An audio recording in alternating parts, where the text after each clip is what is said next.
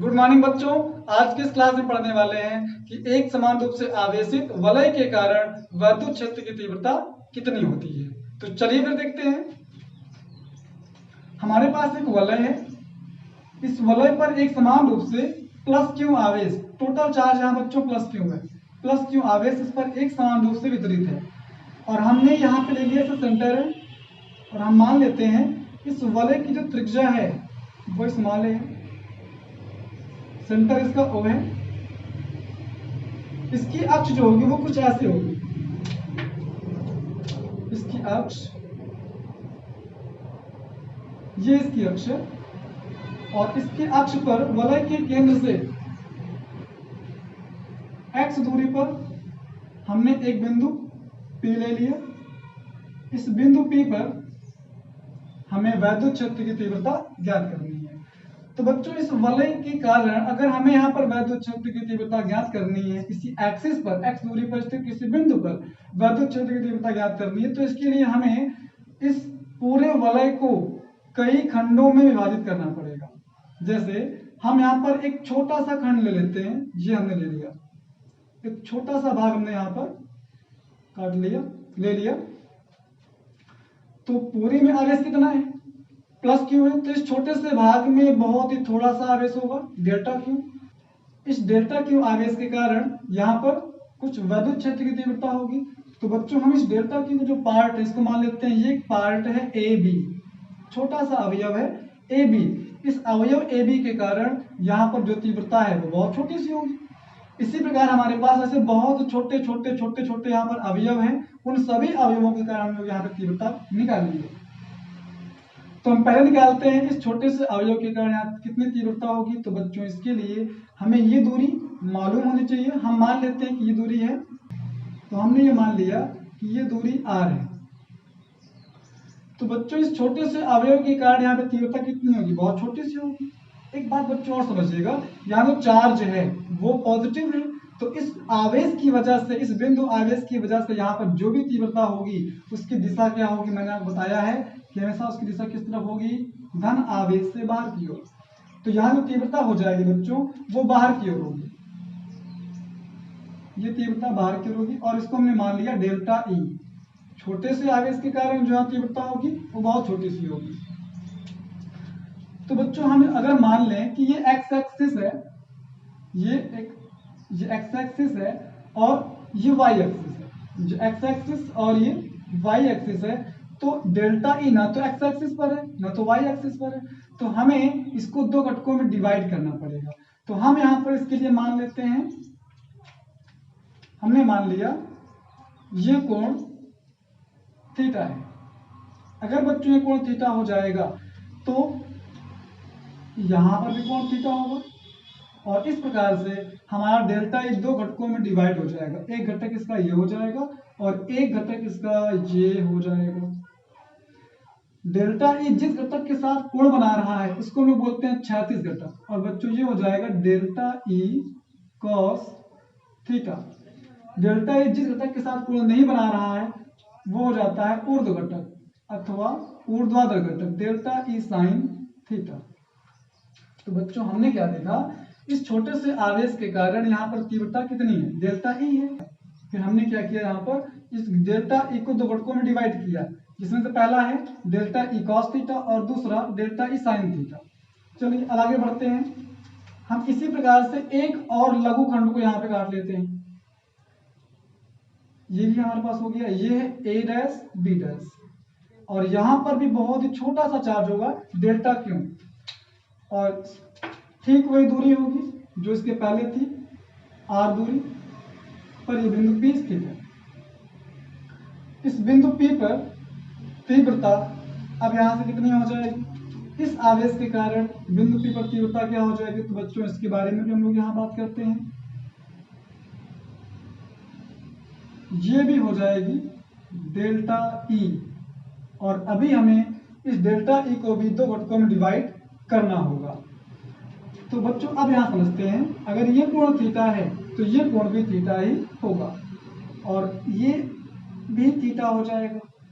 अब यहाँ पर हम इस डेल्टा ई को दो घटकों में डिवाइड कर लेते हैं। पहला घटक जो कि कहलाता है क्षैतिज घटक। डेल्टा ई जिस घटक के साथ कोण बना रहा है उसे हम कहेंगे क्षैतिज घटक, ये हो जाएगा डेल्टा ई कॉस थीटा। और जिसके साथ कोण नहीं बना रहा है 90 माइनस थीटा ये वाला है, तो ये हो जाएगा डेल्टा ई साइन थीटा। जिसके साथ हमें कोण गिवन होता है, हम जो कोण यहाँ पे यूज करते हैं उस घटक को हम लोग बोलते हैं क्षैतिज घटक और इसको कहते हैं ऊर्ध्व घटक। तो अब बच्चों यहाँ पे हम लोग समझते हैं कि इन छोटे छोटे चार्जेस की वजह से हमें कितना विद्युत क्षेत्र उत्पन्न हो रहा है। चलिए देखते हैं। आवेश डेल्टा क्यू के कारण बिंदु P पर वैद्युत क्षेत्र, डेल्टा क्यू के कारण बच्चों वैद्युत क्षेत्र कितना हो, बहुत छोटा सा होगा। तो ये क्षेत्र कितना है या फिर ये क्षेत्र, दोनों की बात की जा रही है। डेल्टा ई का मान कितना हो जाता है, हम सभी लोग जानते हैं, इसके पहले पढ़ चुके हैं कि छोटे से आवेश के कारण, किसी बिंदु आवेश के कारण तीव्रता कितनी होती है, 1/4 pi epsilon naught into Q by R square. यहाँ पर हमारे पास क्यों नहीं, डेल्टा क्यू नहीं, छोटा सा आवेश, हम सिर्फ इसी आवेश के कारण ही निकाल रहे हैं, तो डेल्टा क्यू लिखेंगे। और यहाँ से बिंदु P की दूरी कितनी है, आर है, तो हम लोग यहाँ पर आर लिखेंगे। इस डेल्टा ई और इस डेल्टा ई दोनों का मान यही आएगा, इक्वेशन 1। अब बच्चों हम लोगों ने यहाँ पर देखा कि हमने डेल्टा ई को दो घटकों में डिवाइड किया है, जिसमें से एक है क्षैतिज घटक और एक है ऊर्ध्व घटक। डेल्टा ई का क्षैतिज घटक, तो बच्चों हमारे पास क्षैतिज घटक क्या है, क्षैतिज घटक है डेल्टा ई कॉस थीटा। इसका क्षैतिज घटक डेल्टा ई कॉस थीटा और इसका क्षैतिज घटक डेल्टा ई कॉस, दोनों सेम है, तो मैं किसी एक को लिखने वाला हूं डेल्टा ई कॉस थीटा। इन दोनों वैद्युत क्षेत्र की तीव्रताओं का ऊर्ध्व घटक क्या हो जाएगा, ऊर्ध्वाधर घटक क्या हो जाएगा, ये हो जाएगा डेल्टा ई साइन थीटा। इसका ऊर्ध्व घटक डेल्टा ई साइन थीटा और इसका भी ऊर्ध्व घटक डेल्टा ई साइन थीटा है। अब बच्चों अगर हम यहाँ पर देखें तो ये डेल्टा ई साइन थीटा इस डेल्टा ई साइन थीटा को पूरी तरह से निरस्त कर दे रहा है, क्योंकि डेल्टा ई के मान जो कुछ यहाँ पर है वही यहाँ पर है। तो डेल्टा ई सेम है और साइन थीटा भी वो भी सेम है, तो दोनों की दिशाएं क्या विपरीत हैं, दोनों एक सौष्ठ्य कोण पर है, एक इस दिशा में दूसरा इस दिशा में है, दोनों का प्रभाव निरस्त हो जाएगा। तो बिंदु P पर इन लघु आवेशों के कारण, इन छोटे छोटे आवेशों के कारण जो भी यहाँ पर वैद्युत क्षेत्र की तीव्रता उत्पन्न होगी उसका जो ऊर्ध्व घटक होगा वो आपस में निरस्त हो जाएंगे। इसके ऊर्ध्व घटक को इसका ऊर्ध्व घटक निरस्त कर देगा। इसी प्रकार हम जितने भी खंड लेंगे उसके सामने का खंड वैद्युत क्षेत्र की तीव्रता के ऊर्ध्व घटक को इसी प्रकार से निरस्त कर देगा और बिंदु P पर इन सभी छोटे छोटे खंडों के कारण जो तीव्रता बचेगी वो होगी क्षैतिज घटक की तीव्रता। तो बच्चों अब हम आगे बढ़ते हैं। तो हमने अभी तक निकाला इस छोटे से आवेश के कारण विद्युत क्षेत्र की तीव्रता। अब हम लोग निकालने वाले हैं अब हम यहाँ पर निकालने वाले हैं संपूर्ण वलय के कारण विद्युत क्षेत्र की तीव्रता क्या हो जाएगी। तो इसको देखते हैं।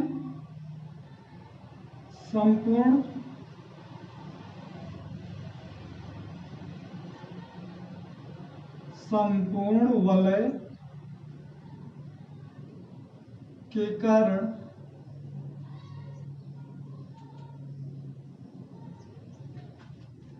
बिंदु P पर वैद्युत क्षेत्र की बिंदु पर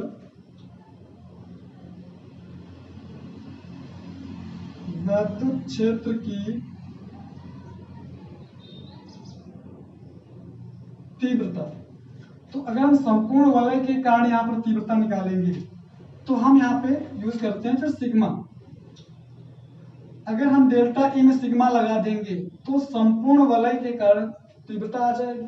छोटे से भाग के कारण, वलय के छोटे से भाग के कारण तीव्रता कितनी है, डेल्टा ई कॉस थीटा, जो कि नष्ट हो जाएगा, डेल्टा ई कॉस थीटा है। तो संपूर्ण वलय के कारण मतलब सभी छोटे छोटे भागों के कारण जो भी तीव्रता उत्पन्न है सबका योगफल, इसको हम कहते हैं योगफल। तो delta E sigma delta E is equal delta E cos theta. अगर हम इन सभी छोटे छोटे अवयवों के क्षैतिज घटक डेल्टा ई कॉस थीटा को ऐड कर लें तो बिंदु P पर संपूर्ण वलय के कारण तीव्रता आ जाएगी। तो ये हम लोग यहाँ कर रहे हैं, तो इसका भी हमें सिग्मा निकालना होगा। अब बच्चों यहाँ पर बात आती है कि हमारे पास सिग्मा ई का मान कितना है। आप इक्वेशन फर्स्ट में देख सकते हैं 1/4 pi epsilon naught into delta Q by R square और इनटू हमारे पास यहाँ पे क्या है कॉस थीटा। अब इस सिग्मा डेल्टा ई को हम लोग लिखेंगे केवल ई। ई का मतलब है संपूर्ण वलय के कारण बिंदु P पर वैद्युत क्षेत्र की तीव्रता। तो अब ये कितनी आ चुकी है, यहाँ पर देखते हैं 1/4 pi epsilon naught into delta Q. बच्चों सिग्मा हम उसी में लगाएंगे जिसमें डेल्टा लगा हो, तो ये हो जाएगा sigma delta Q by R square into cos theta. अब यहां समझते हैं बच्चों डेल्टा क्यू क्या है। डेल्टा क्यू छोटा सा आवेश है, छोटे से अवयव का आवेश है, लेकिन सिग्मा डेल्टा क्यू क्या है, सभी छोटे छोटे अवयवों के आवेशों का योगफल, यानी कि संपूर्ण वलय का आवेश है, संपूर्ण वलय पर वितरित आवेश है। तो संपूर्ण वलय पर कितना आवेश हमने माना था प्लस क्यू, तो हम यहाँ पर ये चीज कर देंगे सिग्मा डेल्टा क्यू के स्थान पर क्यू लिखेंगे। और एक चीज यहाँ देखते हैं cos theta is equal to आधार बटे कर्ण। तो हमारे पास यहाँ पे आधार क्या है x है और कर्ण क्या है r है। सबसे बड़ी भुजा कर्ण होती है और ये हमारे पास आधार है, आधार बटे कर्ण x बाई r। अब इन दोनों वैल्यूज को ला करके इस इक्वेशन में रख देते हैं, तो अब हमारे पास नया इक्वेशन क्या बन जाएगा E is equal to 1/4 pi epsilon naught into इस सिग्मा डेल्टा के स्थान पे हम लोग क्या लिखने वाले हैं संपूर्ण आवेश लिख देंगे बटे में r स्क्वायर और इनटू में हमारे पास क्या है cos थीटा और इस cos थीटा के स्थान पे हम लोग क्या लिखेंगे x बाई r। इस प्रकार से अब हमें यहां से मिल जाएगा E is equal to 1/4 pi epsilon naught into Q X बटे में आर स्क्वायर, यहाँ पे 2 घात और यहाँ पर 1 घात, दोनों मिलकर के हो जाएंगे 3 घात। तो अब ये हो जाएगा आर क्यू। तो बच्चों ये हुआ हमारा संपूर्ण वलय के कारण बिंदु P पर वैद्युत क्षेत्र की तीव्रता।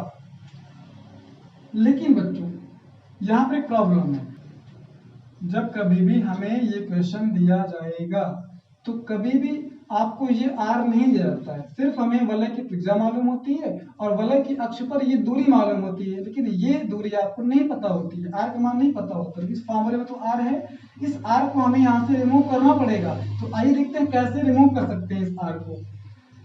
तो इसको समझते हैं इस प्रकार से, त्रिभुज ये O है,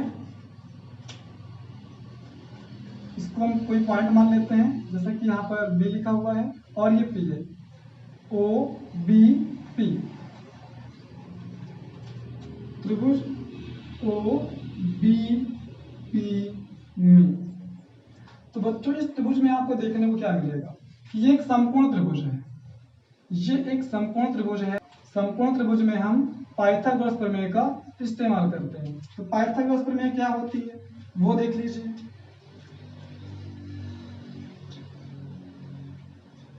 पाइथागोरस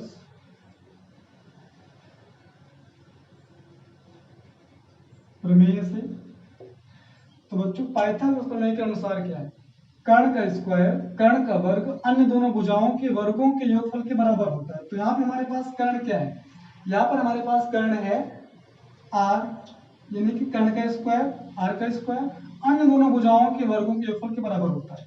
तो ये हो जाएगा r square is equal to a square plus x square. तो ये होगा हमारा r का मान, r स्क्वायर का मान।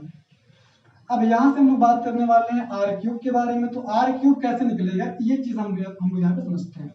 तो बच्चों पहले r का मान निकालो, r का मान निकालेंगे तो यहाँ क्या लग जाएगा रूट लग जाएगा और ये हो जाएगा a square plus x square. और अगर हम इसकी घात 3 निकालते हैं, क्योंकि हमें यहाँ पर घात 3 मान को लाकर रखना है, r घात 3 रखना है, तो हम सीधे r घात 3 ही निकाल लेते हैं। r घात 3 इज इक्वल टू क्या हो जाएगा, ये क्या है बच्चों, ये है a square plus x square की पावर 1/2। लेकिन हम जब घात 3 निकालेंगे तो इसमें घात 3 से मल्टीप्लाई करेंगे और इस प्रकार से हमें अब क्या मिल जाएगा, आर क्यूब का मान मिल जाएगा। तो बच्चों हमारे पास यहाँ पर आर क्यूब का मान क्या आ गया, आर क्यूब का मान आ गया ए स्क्वायर प्लस एक्स स्क्वायर की पावर 3 से आप इसे मल्टीप्लाई करेंगे तो ये हो जाएगा 3/2। अब इस आर क्यूब के मान को ला करके आप इस इक्वेशन में रख देंगे तो ये क्या हो जाएगा देखते हैं। इसको आप इक्वेशन सेकेंड और इससे आप थर्ड भी मान सकते हैं। तो समीकरण 2 और 3 से यहां देखते हैं, समीकरण 2 व समीकरण 3 से इस आर क्यूब के मान को ला करके समीकरण 2 में रख देते हैं। तो अब ये क्या हो जाएगा, E इज इक्वल, हमारे पास पहले से क्या है 1/4 पाई एप्सिलॉन नॉट इंटू में क्या है क्यू एक्स बटे में जो आर क्यूब स्क्वायर था हम क्या रखने वाले हैं ये रख देंगे। तो क्या हो जाएगा ए स्क्वायर प्लस एक्स स्क्वायर की पावर 3/2। तो ये है बच्चों हमारे पास फॉर्मूला बिंदु पी पर संपूर्ण विद्युत क्षेत्र की तीव्रता 1/4 pi epsilon not into Q X upon A square plus x square की पावर 3/2। तो हमने यहां पर देखा, एक बार फिर समझते हैं, एक वलय है, इस वलय पर एक समान रूप से प्लस क्यू आवेश वितरित है।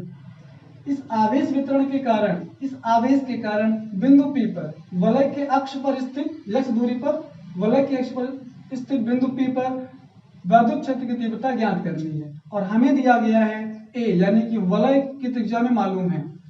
सबसे पहले क्या करेंगे, हम यहाँ पे एक छोटा सा खंड ले लेंगे AB। इस छोटे से खंड में कितना आवेश होगा, बहुत छोटा सा होगा, डेल्टा क्यू। इसी प्रकार से हमारे पास बहुत से छोटे छोटे खंड हैं। इस पहले छोटे अवयव AB के आवेश डेल्टा क्यू के कारण बिंदु P पर तीव्रता कितनी हो जाएगी, वो बच्चों हो जाएगी डेल्टा E। और हम लोग जानते हैं फॉर्मूला क्या होता है 1/4 pi epsilon naught into delta Q by R square, equation 1। अब हमें इस डेल्टा E के दो घटकों में डिवाइड करना पड़ेगा, एक होगा क्षैतिज घटक और दूसरा होगा ऊर्ध्व घटक। हमने यहाँ कोण मान लिया थीटा, तो ये हो जाएगा, ये भी थीटा हो जाएगा, डेल्टा E cos थीटा ये आपका क्षैतिज घटक है और ये हो जाएगा ऊर्ध्व घटक। तो डेल्टा E के दो घटक है, क्षैतिज घटक और ऊर्ध्व घटक।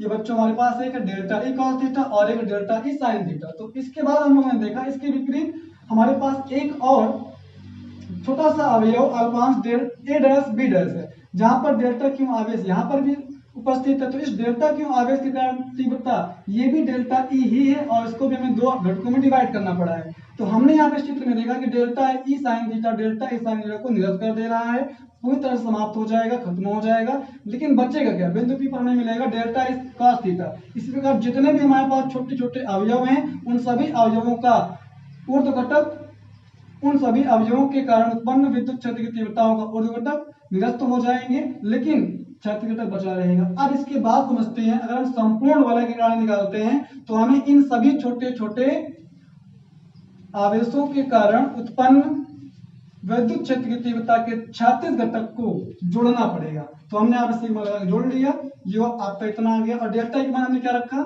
दिस समीकरण में हमने रख दिया। cos थीटा का मान बच्चों होता है x/r, क्योंकि फॉर्मूला होता है आधार बटे कर्ण। तो x/r हमने यहाँ पर लाकर रख दिया। और सिग्मा डेल्टा क्यू यानी कि संपूर्ण वलय पर आवेश की मात्रा वो कितनी है, क्यू है। हम इसको लाके यहाँ पे रिप्लेस करेंगे, रखेंगे तो हमें मिल जाएगा ये, एट लास्ट में ये मिलेगा। और यहाँ पे प्रॉब्लम क्या आई, आर इसमें प्रॉब्लम क्यों है, क्योंकि जब कभी क्वेश्चन दिया जाता है तो हमारे पास वलय की त्रिज्या मालूम होती है और वलय की अक्ष पर हमें दूरी मालूम होती है, एक्स और ए मालूम होता है, आर हमें नहीं दिया जाता है। तो यहाँ पर आर हमारे लिए एक प्रॉब्लम है। इस प्रॉब्लम को हटाने के लिए हमने क्या किया, हमने यहाँ पर इस त्रिभुज की बात की, त्रिभुज OBP में OBP एक प्रकार का समकोण त्रिभुज है। तो समकोण त्रिभुज में हम पाइथागोरस प्रमेय को अप्लाई करते हैं, कर्ण का वर्ग अन्य दोनों भुजाओं के वर्गों के योगफल के बराबर होता है। इसको मिला के यहाँ पे अप्लाई करेंगे, हमने सॉल्व किया और हमें आर क्यूब का मान ये मिला। इस आर क्यूब के मान को ला करके समीकरण 2 में रखेंगे तो हमें ये मिल जाएगा। और इस प्रकार से बच्चों संपूर्ण वलय के कारण बिंदु P पर विद्युत क्षेत्र की तीव्रता आ जाती है। अब इसके बाद हम लोग यहाँ पे जानेंगे इसकी कुछ विशेष स्थितियां क्या हैं, लेकिन इसके पहले आप इसके स्क्रीनशॉट ले सकते हैं। अब हम बात करने वाले हैं कि इसकी विशेष स्थितियां क्या है। सबसे पहली स्थिति है, अगर हम इस वलय के सेंटर पर, सेंटर यहाँ पर O है, इस वलय के सेंटर पर यानी कि इससे x दूरी पर नहीं, इस x को 0 करना होगा हमें, वलय के सेंटर पर, वलय के केंद्र पर, वलय के केंद्र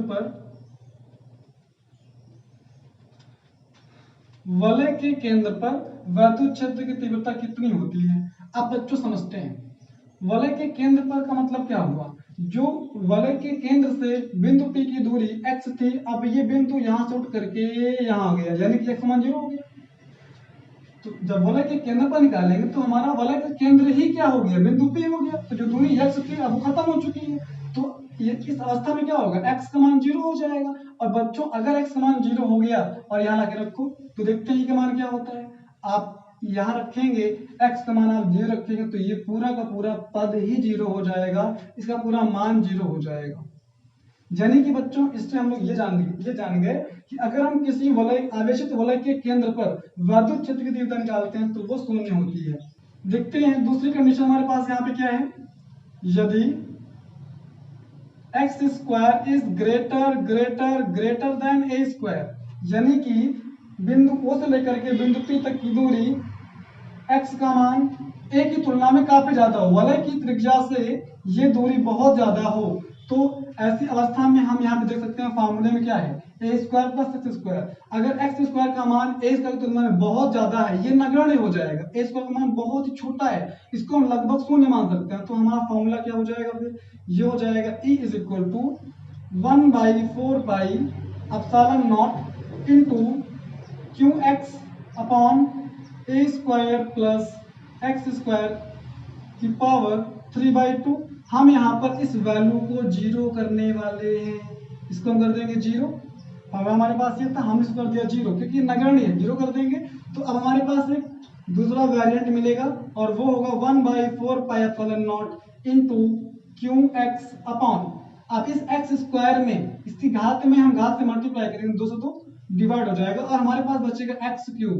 और यहाँ पर देख सकते हैं कि हमारे पास अंश में भी एक घात है, एक घात आपकी कट जाएगी, तो ये आ जाएगा E is equal to 1/4 pi epsilon naught into Q by X square.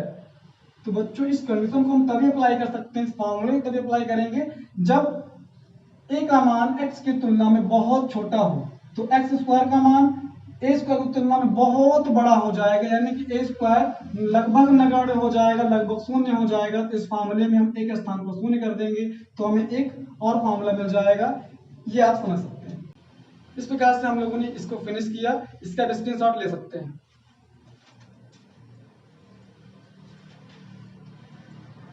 अब बात करने वाले हैं तीसरी स्थिति के बारे में, और वो तीसरी स्थिति बच्चों क्या है, अधिकतम तीव्रता। इस अक्ष पर किस बिंदु पर अधिकतम तीव्रता होगी, ये x दूरी पर है, ये बिंदु x दूरी पर स्थित है, तो कितनी दूरी पर हम बिंदु ले लें, यहाँ पर, यहाँ पर, यहाँ पर, यहाँ पर, किस बिंदु पर वैद्युत क्षेत्र की तीव्रता सबसे ज्यादा होगी, तो हम इसके बारे में अब यहाँ पर बात करने वाले हैं। तो आइए बच्चों देखते हैं हमारे पास तीव्रता के लिए फॉर्मूला क्या है, पहले आप उसे यहाँ पर नोट कर लें। E is equal 1/4 pi epsilon naught into Q X upon a square plus x square की पावर 3/2। हमें यह मालूम करना है कि इस एक्सिस पर किस बिंदु पर अधिकतम तीव्रता है, यानी कि x का मान क्या है, x का मान क्या हो कि मैक्सिमम इंटेंसिटी आ जाए। तो इसके लिए हम यहाँ पे क्या करेंगे, इसको आप ध्यान से देखिएगा।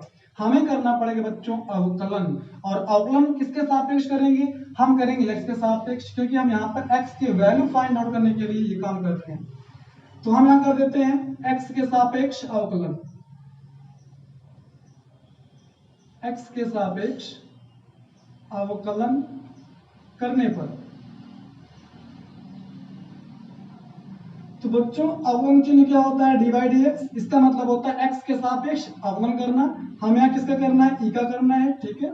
इसके बाद यहाँ पे आ जाते हैं dy dx of 1/4 pi epsilon naught into Q X upon a square plus x square की पावर 3/2। अब ये dy dx बताता है कि बच्चों हमें यहाँ पर x के सापेक्ष ही अवकलन करना है।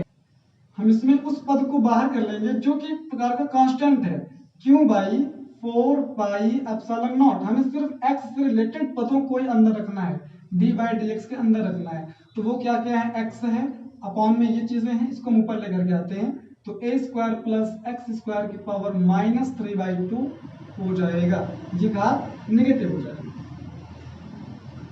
चलिए बच्चों आगे देखते हैं। Delta E upon delta x is equal D E by D x is equal, हमारे पास यहाँ पे क्या है, Q by 4 pi epsilon not में हमें कुछ भी नहीं करना है, हमें करना है इसका अवकलन। हम इसका अवकलन कैसे करते हैं, फर्स्ट इंटू सेकेंड से। तो यहाँ पे हमारे पास ये फर्स्ट है और ये सेकेंड है, तो बच्चों फॉर्मूला होता है फर्स्ट इंटू सेकेंड का अवकलन, D by D X of second. हमारे पास यहाँ सेकेंड क्या है, एक्स स्क्वायर प्लस ए square power -3/2 plus second into first का अवकलन, हमारे पास यहाँ सेकेंड क्या है, एक्स स्क्वायर प्लस ए स्क्वायर या फिर A square plus x square की पावर -3/2, ये हो गया सेकेंड इंटू फर्स्ट का अवकलन D by D X of first. यहाँ पे हमारे पास फर्स्ट क्या है बच्चों, एक्स है। अब हम इसका कर लेते हैं अवकलन, तो हमें क्या मिल जाएगा, D E by D x is equal Q by 4 pi epsilon not into, अवकलन करते हैं बच्चों और देखते हैं कितना आता है।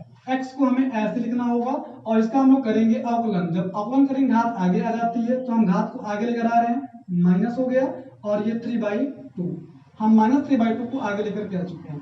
अब इसकी घात में एक की कमी हो जाएगी, इसकी घात में एक की कमी कर देंगे। जब आप -3/2 में एक घटाएंगे तो ये हो जाएगा -3 -2 का नम 2 बटे में 2, ये हो जाएगा -5/2। और फिर हमने घात का कर लिया। अब हमें इसका करना होगा, यहाँ पर ए स्क्वायर कांस्टेंट इसका होता है 0, लेकिन 2x का करेंगे तो वो हो जाएगा बच्चों 2x, घात आगे आएगी और एक घात कम कर देंगे। फिर इसके बाद प्लस हमारे पास यहाँ पर क्या है, देख लीजिए ए स्क्वायर प्लस एक्स स्क्वायर की पावर -3/2 और बच्चों x का अवकलन 1 होता है, 1 यहाँ पर हो जाएगा। अब E के अधिकतम मान के लिए हमें क्या करना होगा, विद्युत क्षेत्र की तीव्रता के अधिकतम मान के लिए बच्चों हमें इस D E by D x को 0 करना होता है। D E by D x की वैल्यू को हमें 0 करना होगा, यानी इस पूरे मान को हमें 0 करना पड़ेगा, इज इक्वल टू 0 आपको करना पड़ेगा। ठीक है, यहाँ देखते हैं इन दोनों में आपको कॉमन दिख रहा होगा, कॉमन क्या मिल रहा है, अगर आप ध्यान से देखें तो ये 2 डिवाइड हो जाएगा। अब हमें इन दोनों में कॉमन क्या मिल रहा है, आप इसको ध्यान से देखिएगा। यहाँ हमारे पास क्या है, Q upon 4 pi epsilon not into, हम इसमें कॉमन लेते हैं। पहले मुझे बताइए कि -3/2 बड़ा होता है या -5/2, तो -3/2 बड़ा होता है और -5/2 छोटा होता है, तो हम छोटी घात को यहाँ पूरी तरीके से कॉमन ले लेंगे। तो ए स्क्वायर प्लस एक्स स्क्वायर की पावर -5/2 को कॉमन कर लेते हैं। तो जो चीज कॉमन करते हैं उससे हम भाग देते हैं, जब इसमें भाग देंगे तो हमारे पास बचेगा 3 और यहाँ पे एक x यहाँ पर है इंटू में और एक यहाँ पर है, तो ये हो जाएगा -3x स्क्वायर, -3x यहाँ पर और एक यहाँ पर x स्क्वायर। इसके बाद यहाँ हमारे पास क्या बचने वाला है, अब बच्चों समझते हैं, तो इसमें भी भाग देंगे ना, जो चीज हमने कॉमन ली उससे भाग देंगे। तो -3/2 हमारे पास ऊपर घात कितनी है, -3/2 है और नीचे हमारे पास कितनी घात है, -5/2 है। तो हम इसको जब ऊपर लेकर के आएंगे तो ये हो जाएगा -3/2 प्लस 5/2। इसको सॉल्व करने पर बच्चों आपको मिल जाता है 1, 5 में से 3 जाएंगे 2, नीचे भी 2 है, 2/2 यानी कि 1 आ जाएगा।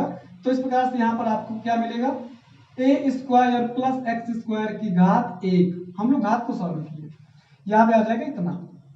अब इसके बाद आगे बढ़ते हैं, इसके मान को तो हमें 0 करना है, ये हमने 0 कर दिया। अब बच्चों ध्यान समझिएगा, इसके साथ ये सारी चीजें क्या मल्टीपल के फॉर्म में है, इनको हम उस तरफ लेकर जाएंगे, ये जितनी भी चीजें आपको दिख रही है इसको हम उस तरफ लेकर जाएंगे, 0 बाई ये पूरा पूरा समथिंग जो भी है। तो हमारे पास यहाँ पे क्या बचेगा, -3x स्क्वायर और हमारे पास क्या है यहाँ पे plus A square plus x square is equal to 0। अब बच्चों अगर इसको हम ध्यान से देखें तो यहाँ पे क्या है +1 और यहाँ पर -3 है, तो ये क्या हो जाएगा, 1 में से 3 जाएंगे -2 x square is equal to 0। अब इस वैल्यू को हम सॉल्व करते हैं, इस इक्वेशन को सॉल्व करते हैं, इस 2x स्क्वायर को यहाँ लेकर आएंगे, तो जब हम उस तरफ लेकर जाएंगे तो पॉजिटिव हो जाएगा, 2x square is equal to हमारे पास क्या बचा हुआ है, ए स्क्वायर। इस प्रकार से x square is equal to क्या आ जाएगा, ए स्क्वायर बाई 2, और अगर हम x का मान निकालें तो बच्चों ये हो जाएगा प्लस माइनस, और हमें इसका वर्गमूल निकालना पड़ेगा। a स्क्वायर का वर्गमूल a हो जाएगा और 2 का वर्गमूल √2 हो जाएगा। तो हमें यहाँ पर क्या मिल गया? अब बच्चों हमें यहाँ से मिल जाएगा x is equal two plus minus a/√2। इसका मतलब ये होता है कि अगर हम इस वलय के सेंटर से, केंद्र से प्लस माइनस a/√2 यानी कि इस साइड में या इस साइड में जाएं, इस अक्ष पर चाहे इस तरफ चले, धन दिशा में चले या ऋण दिशा में चले, तो हमें क्या मिलेगा? उस बिंदु पर, इतनी दूरी पर, a/√2 दूरी पर जो बिंदु होगा वहां वलय के कारण अधिकतम तीव्रता आ जाएगी। बच्चों इस प्रकार से हम लोगों ने एक आवेशित वलय के कारण वैद्युत क्षेत्र की तीव्रता को ज्ञात कर लिया है। आप पढ़ाई करते रहें, मस्त रहें, स्वस्थ रहें। Thank you.